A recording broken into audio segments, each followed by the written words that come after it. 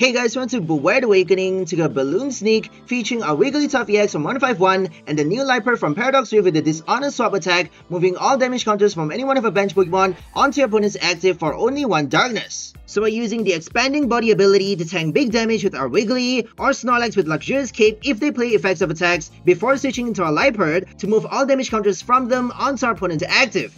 We also have the other Liepard from Brilliant Stars for the draw support with 4 Iono, 2 Chorus, 1 Arven, 1 Rika, and 1 Miriam. We're playing 1 Rigid Band for our EX, 1 Escape Rope and 2 Switch for Liepard, 1 Miriam and 1 Raw to show back our Pokemon energies, 1 Raihan for the energy acceleration with 4 Double Turbo, 3 Luminous, and 3 Basic Darkness. Finally, with 1 boss which are power play, 1 Lotto to dig for the right energies, and 1 Manaphy for the bench barrier. So that's all for the deck list. Now let's go for some gameplay and see how well this deck works. Okay, let's go for our first game with Balloon Sneak. We've got our sneaky Liepard, swapping damage counters from one of our bench Pokemon onto our opponent's active. Basically recovering all HP, recovering our Wigglytuff or Snorlax back to full HP, having the tool card attached, adding HP with the ability or with our cape on the Snorlax. So we're tanking like crazy with 350 HP. And they need either 380 or the Lost Vacuum with 350 damage to kill our Wigglytuff. They can also play a fighting deck to hit for the weakness. Fighting deck isn't really that popular right now. I don't see any fighting types except maybe Hoopa. Hoopa for Roaring Moon. But if they play Roaring Moon though, they got effect of attack to basically knock us out with 1 hit using Frenzied Gouging. But effect of attacks doesn't work on Snorlax. That's why we have it for this list. We have our Snorlax to block off Lost Mine and also Frenzied Gouging, having our tool card attached. It has 250 HP with the Luxurious Cape, and that means Calamitous Storm is actually not enough to kill our Snorlax with 1 hit, unless if they do Lost Vacuum, obviously. Lost Vacuum, an easy counter for the Cape. If they don't play the Vacuum at the right time though, we can actually tank with the Snorlax having the Cape attached against Charizard even, and then switch into our Liepard on the next turn to transfer the damage counters, all of them from our Snorlax onto our opponent's Charizard EX in the active or Roaring Moon in the active. If they play Hoopa, Terra Hoopa EX for Roaring Moon is actually a really nice combo, because it's an extra type for the same energy. If they play Hoopa, they get to knock out their Snorlax with just 2 Darkness energy for the extra prize, because if they kill your Snorlax with the cape attached, they are getting an extra prize. So that's the bad thing about the cape. But if they play effects of attacks to knock you out though, they don't actually get the extra prize. That's the funny thing about the cape. But normally against Snorlax, just because it has the ability, they would be knocking you out with the damage from an attack, just because Unfazed Fat blocks effects, as we said already. So anyways, now we're up against Charizard EX with Pidgeot and Bibarel. Hyper support. Quick search with the Pidgeot. They got the extra Despair Rare Candy. And Industrious Incisor for the crazy draw. Bibarel is actually a really nice counter against Iono at the last minute, or Roxanne near the end of the game. Bibarel can help you draw cards if they play those supporters to trap you. If you play a Lost Box without Bibarel, obviously Lost Box don't have Bibarel, it's actually a lot easier to get trapped when your opponent plays Iono at the last minute. So that's the funny thing. You do have to add extra supporter cards, extra ways to get the cards that you need near the end of the game. Like if you play a Xatu box as well, you need enough retrievals, you need enough Claras to make sure you retrieve your energy at the right time. If they play Iono at the last minute, you should still be able to survive. If you have Fog Crystal, Retrieval in your hand after they play the Iono, that's all you need, right? To multiply cards in your hand with Xatu's ability. Attach, draw, and then play the supporter card, and you should be fine. So here comes the Rare Candy on the Charizard. It's actually quite ridiculous that they got the Vacuum as well in a single turn. They're gonna do it right now. They're gonna play Lost Vacuum, Rare Candy, take out the Snorlax, and then we'll have to put forth our Wigglytuff EX into the active without enough energies, unfortunately, to attack. I was thinking of playing Raihan just in case they take out the first Wiggly or your first attacker, whether it be a Wigglytuff or a Snorlax. If they take out your first attacker, if you don't have the Raihan, you may not be able to attack that easily, but we should still be fine though, just because we are tanking, and then all we need to do is get the switch at the right time.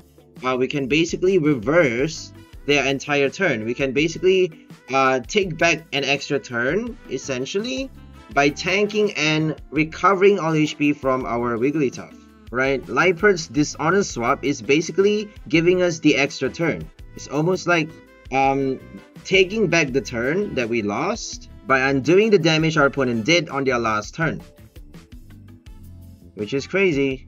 They can do 330 damage with Charizard if they don't play Defiance Band. Defiance Band, if they have the price counter though, they get the extra damage. If they don't have the price counter, if both players have one price remaining, or if they, you know, obviously they can't do more than 330 damage, is what I'm trying to say. If they have 2 price remaining, we have 1 price remaining. Charizard is doing 330 max with the Burning Darkness, and then Defiance Band doesn't work, so they can't hit more than 330 damage. If they play Radiant Charizard, we need the boss, because Radiant obviously is a 1 price card. We don't want to be targeting Baby, we want to be targeting the EXs. So if they hit our Wigglytuff with enough, if we have the tool card attached, all we need to do is collect enough damage counters on the Wiggly before playing the Dishonest Swap for a one-hit knockout. I don't think it's that easy though. I don't think they would actually give us enough damage counters on the EX for us to play our Liepard for a one-hit knockout. I don't think it's possible, to be honest. But who knows? We'll see. I feel like 2-hit is enough to kill off our Wiggly. They do have the Lost Vacuum, as we said, and we're only playing 1 copy of the Rigid Band now. Only 1, just because we need the Arven.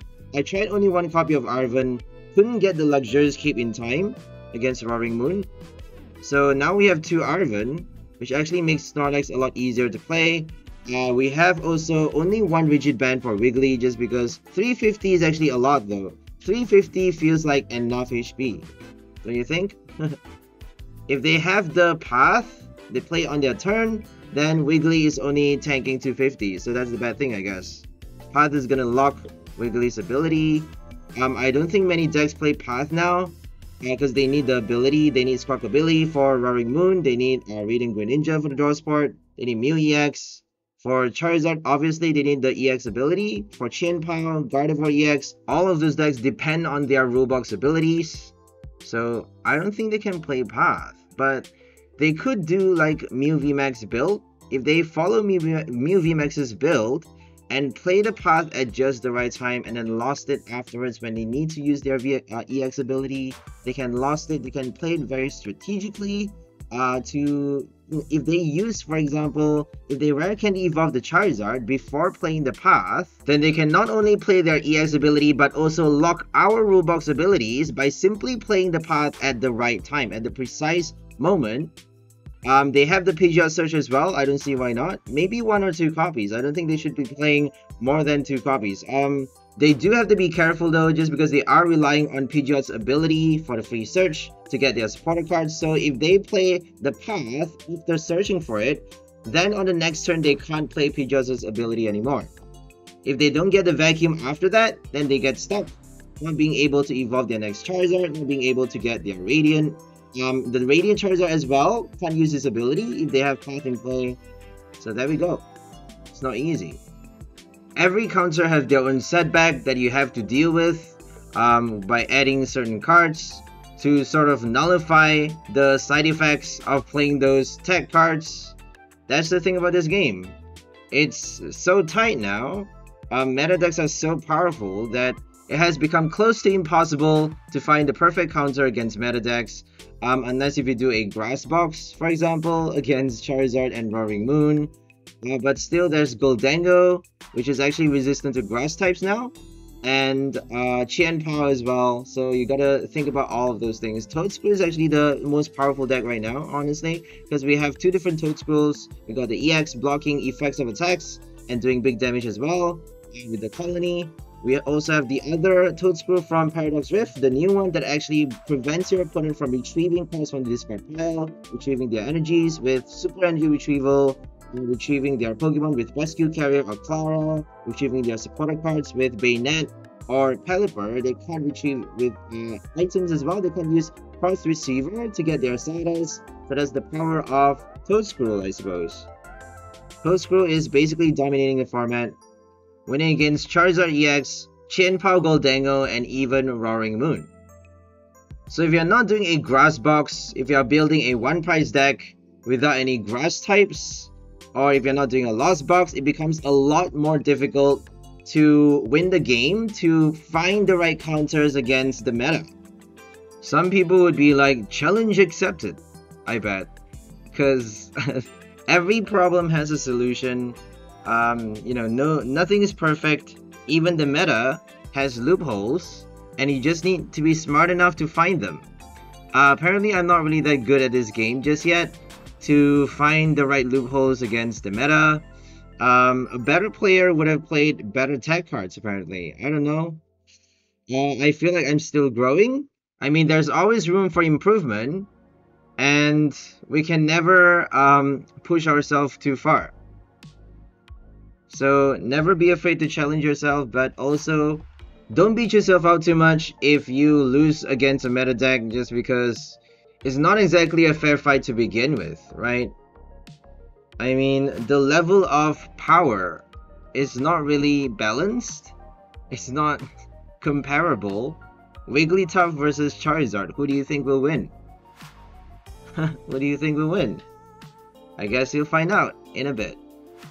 Sometimes it's just luck, sometimes it's skill, probably both, a little bit of both in most games, but luck definitely comes into play. Because sometimes they may not have the boss, they may have Avery. If they play the wrong supporter at the wrong time, it's not actually going to help them. If they discarded the boss with the research, or if they had to play Ultra Ball with wrong cards in their hand to discard, then they're screwed. So there's a lot that has to be considered. When you're playing the game, sometimes RNG is not with you. If your lucky star decided not to show up when you're playing the game, if you're tired, normally when you're tired, you become almost like a magnet for negative energy. Like, you know, energy vampires love to suck on shriveled souls. So if you don't have you know, enough energy to defend yourself, you don't have enough energy to think, don't play this game, because this game is crazy intense and it's a fight. It's a really hard fight that we have to challenge ourselves. We must not give in to the meta decks. Come on, guys, we must never give ourselves to playing the dumb meta. Let's not do that. Let's try to break the system. Come on, you don't need Charizard EX to win the game. You don't need Roaring Moon. You don't need those cards. Why the hell do we need them? It's just very distasteful to see so many people playing exactly the same list, identical lists. You know, they just copy the tournament players and expect to get results without even trying. And they do get the results because they perfect their gameplay, but guess what? The game becomes so much more robotic for you, it's not fun anymore. How are you gonna have fun if you just focus on winning? I mean, winning with your own deck would be way more fulfilling. If you play someone else's deck and get a million wins, it's not as satisfying, it's not as great as winning with your own deck. Your own personal effort means more than other people's deck lists. If you're just gonna copy paste, what even is the point? If you're just gonna follow someone else's deck all day long just for wins, just to get wins over and over and over, just to rank up, what is the point? Come on, everyone's doing exactly the same thing. Do you really think you can be great just by following everyone else? I don't understand some people. I just don't understand some people. Playing the meta over and over, everyone doing exactly the same thing. I mean, how lame can you get? That's all I have to say. How lame can you get? Anyways, that's enough ranting. It's just something I really have to say though, just because some people actually expect others to worship them, to believe that they are great, without even actually putting in the effort. Because you're just leeching off of someone else's victory.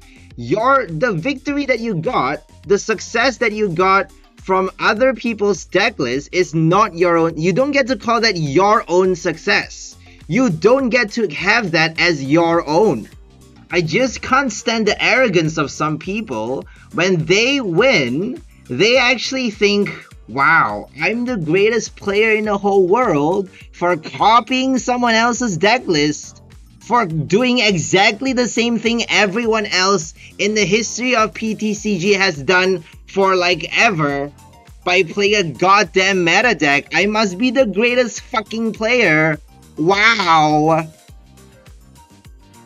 There are variations of the meta decks though. You could add different tech cards, you could add different supports, but there's really not much you can do. That's the thing about this game right now. It's becoming, it's suffocating us by disallowing creativity. That's all I have to say about this game. It does not allow for imagination or creativity. If you want to win games, you must do the meta, you must follow everyone else, you must submit to the system. That's what they're trying to say. It's fake power, guys. They're selling fake power. You know the power that you feel, the power trip that you get when you win with the Charizard EX? It doesn't last for more than 2 seconds. Do you know why? Because you're not even making an effort. You're not building something of your own, something you can call your own. You're not working hard enough. You don't even deserve the win, to be honest, because you're just stealing someone else's deck and leeching off of other people's success. I don't want to rant on too long about this, so I'm just gonna leave it at that, but I just feel like I have to say something about this, because some people are so arrogant. When they win a game, they actually believe they're a great player for plagiarizing someone else's deck. Wow. I seriously don't know what to say about that. You really believe that you're the greatest player of all time when that's not even your deck in the first place that you're playing? How does that even work? How do you even trick your ego into believing you're the greatest player of all time? I don't know how that works. I think that's enough of that. We'll just focus on the game now. So we got Liepard drawing cards into our hand, and now we're gonna play Arven to get the rod to recycle our Liepard and rebench the Purrloin for the next turn. They're probably gonna do another boss though. Not sure if there's much point to that. So we got 20 damage counter on the active Wiggly. We gotta retreat right now, take out the Radiant Charizard with our second Wigglytuff EX. Hopefully stay alive on the bench for one turn. If they don't play the boss, we get to evolve the Liepard, switch into the active or retreat to play Dishonest Swap one last time. Obviously, if you retreat though, you gotta discard all your energies. So we're gonna retreat right now and save our switch cards for the next turn. If they play the boss, they need one more, right? They need either the Escape Rope to win the game for the last prize, because taking out the Wigglytuff right now is actually going to give them 2 prize. If they can do Cross Switcher, Escape Rope, or another boss after that, then they can win the game pretty easily. But we'll see.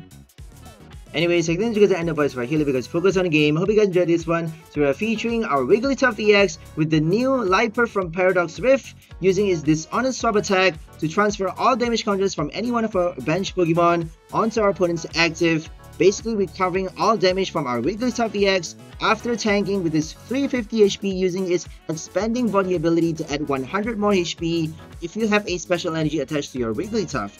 We also have a Snorlax with the luxurious cape to help us tank damage while preventing all effects of attacks with its unfazed fat ability. So that's all for this video. Hope you guys enjoyed it. We'll see you next time. Have a great day and bye for people.